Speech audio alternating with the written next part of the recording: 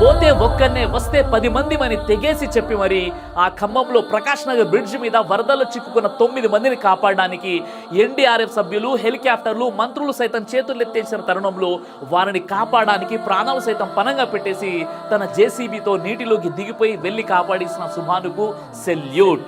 మృత్యుతో పోరాడుతూ ఆ ఆపదలో చిక్కుకున్న వారి మతాన్ని చూడకుండా మానవత్వాన్ని ప్రదర్శించేసి పోతే ఓ ప్రాణం మిగిలిపోతే ఓ 10 మంది అని ముందు వెనక తన గురించి, తన కుటుంబం గురించి ఏ మాత్రం ఆలోచించకుండా ప్రాణాలకు తెగించి జేసీబీతో నీటిలోకి దిగిపోయి 9 నిండు ప్రాణాలను కాపాడిన ఓ భారతీయ ముస్లిం సుభాన్, నీకు సెల్యూట్.